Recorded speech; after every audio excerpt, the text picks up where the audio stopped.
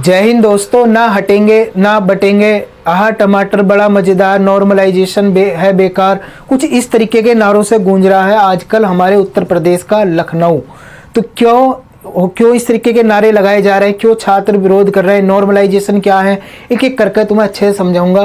तो दोस्तों पहले समझो कि छात्र ये आंदोलन कर क्यों रहे हैं। वहाँ पे जो लखनऊ में चंद्रशेखर जो पार्क है वहाँ पे बैठे हुए आंदोलन क्यों कर रहे हैं। दरअसल हुआ क्या था कि यूपी पीसीएस का नोटिफिकेशन जारी हुआ 1 जनवरी को, 1 जनवरी 2024 को। इन्होंने बोला कि हम 17 मार्च को क्या करा लेंगे, परीक्षा कराएंगे। 1 मार्च को बोला फार्म भर दो, जाकर नोटिफिकेशन जारी हो गया और बाद में बोला कि 17 मार्च को हम परीक्षा कराएंगे। लेकिन बाद में क्या हुआ, वो निरस्त कर दी गई।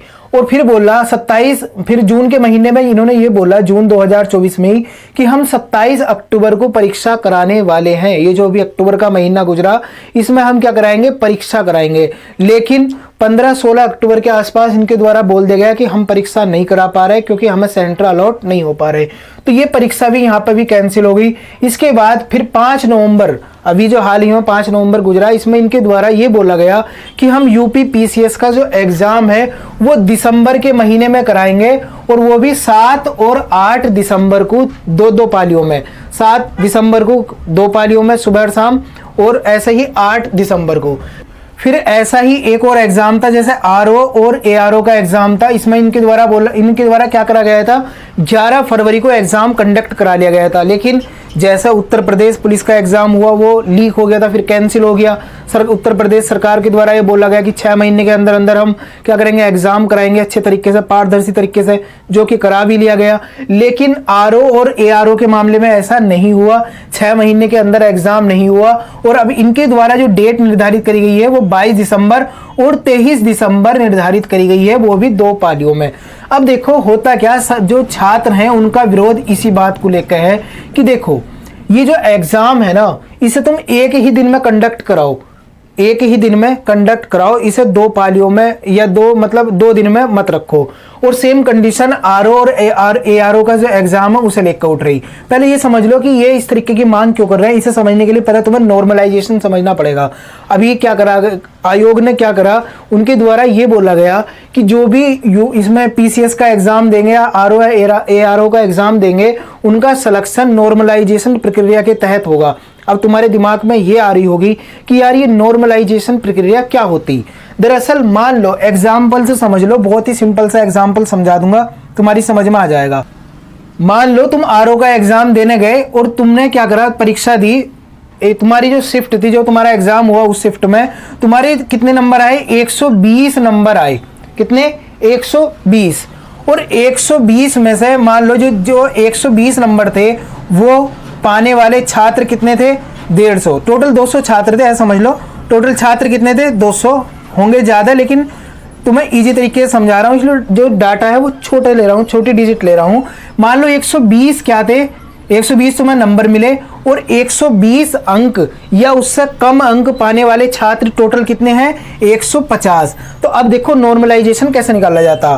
तो टोटल 150 छात्र हैं जिन्होंने 120 अंक प्राप्त करे या इससे कम प्राप्त करे, और टोटल छात्र कितने हैं, 200 हैं। और इसकी किससे कर दी, 100 से क्या कर दी, मल्टीप्लाई कर दी।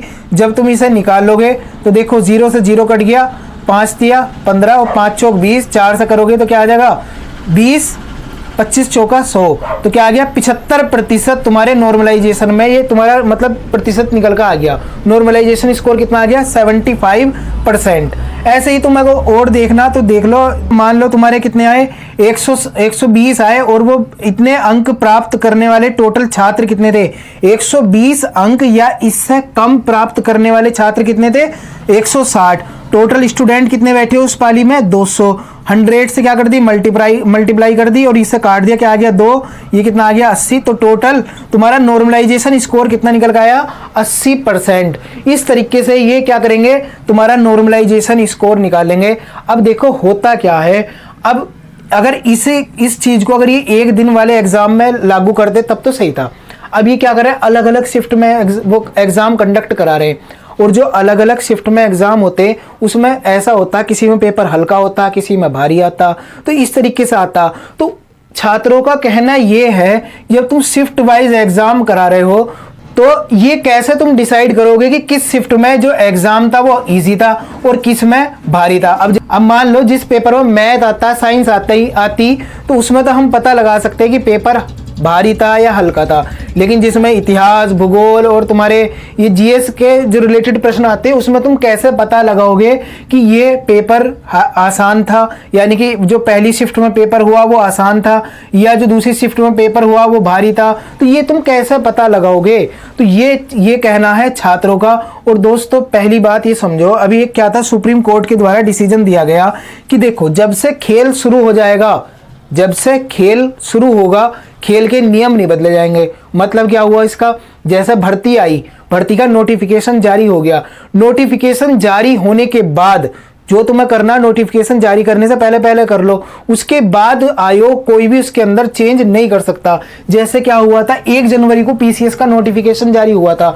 अब सुप्रीम कोर्ट के डिसीजन के अनुसार कि जब 1 जनवरी को नोटिफिकेशन जारी हो गया तो उसके बाद इसमें कोई बदलाव नहीं होने का जब तक खेल पूरा नहीं हो जाता, यानी कि जो परीक्षा है वो संपन्न करा ली जाती और जो वैकेंसी है वो फुलफिल नहीं कर दी जाती। लेकिन आयोग ने सुप्रीम कोर्ट की नहीं मानी, सुप्रीम कोर्ट के आदेश की अवहेलना करी।